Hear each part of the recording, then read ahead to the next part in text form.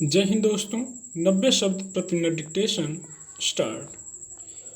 हैदराबाद में भाजपा की राष्ट्रीय कार्यकारिणी में प्रधानमंत्री नरेंद्र मोदी ने कई राजनीतिक दलों के अस्तित्व संकट को लेकर जो कहा वह उचित ही है।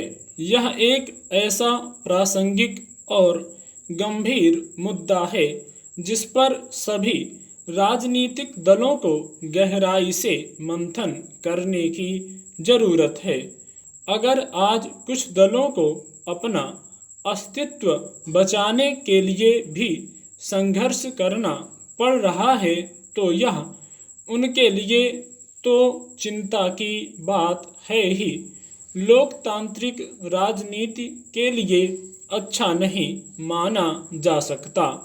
इसलिए प्रधानमंत्री ने कहा भी कि राजनीतिक दलों के सामने अपने को बचाने का संकट दूसरों के लिए कोई अच्छी खुशी की या हंसने की बात नहीं होनी चाहिए, बल्कि यह दूसरे सभी दलों के लिए भी चिंता और चिंतन का विषय होना चाहिए।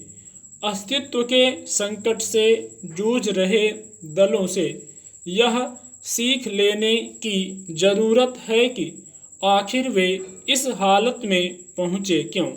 राजनीतिक दल चाहे वे राष्ट्रीय स्तर के हों या क्षेत्रीय स्तर के, अगर अपने भीतर की खामियों पर विचार कर उन्हें दूर करने की दिशा में नहीं बढ़ेंगे तो यह स्वस्थ लोकतंत्र के लिए भी शुभ नहीं।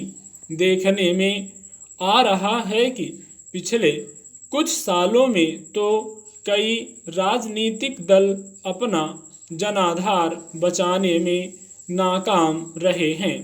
जाहिर है इनमें वही दल ज़्यादा हैं जो जनता की उम्मीदों पर खरे नहीं उतरे। यह कहने की जरूरत नहीं कि पिछले कुछ वर्षों में भाजपा की लोकप्रियता और कामयाबी का ग्राफ जिस तेजी से बढ़ा है उसके पीछे सत्ता के साथ एक बड़ा कारण पार्टी का संगठन भी है। कोई भी पार्टी संगठन जनता के बीच पैठ तभी बना पाता है जब उसके कार्यों को लेकर लोगों में भरोसा बनता है। केंद्र में दूसरी बार भी अगर भाजपा के नेतृत्व वाले गठबंधन को लोगों ने सत्ता सौंपी तो जाहिर है लोग उसके पिछले कार्यकाल से खुश रहे होंगे।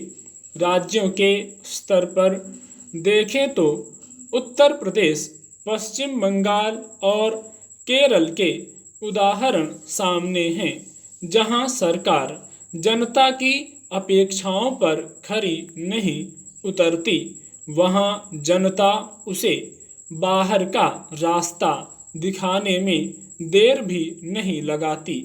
पंजाब में सत्ता परिवर्तन इसका उदाहरण है। इसलिए अगर कोई राजनीतिक दल बहुमत के साथ पहली, दूसरी या तीसरी बार सत्ता में पहुंचता है तो यह उसके लिए यही बड़ी उपलब्धि होती है।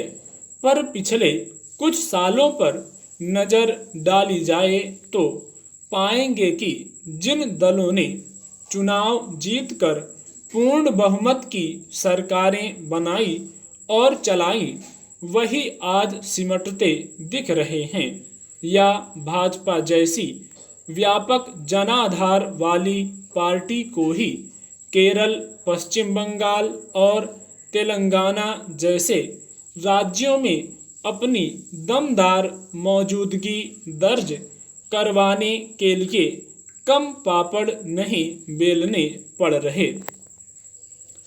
राजनीति में हार जीत या सत्ता में आना जाना चलता रहता है, यह कोई नई बात नहीं है। ऐसा भी नहीं कि अगर कोई पार्टी एक बार सत्ता से बाहर हो गई तो वह दोबारा सत्ता में नहीं पहुंच सकेगी।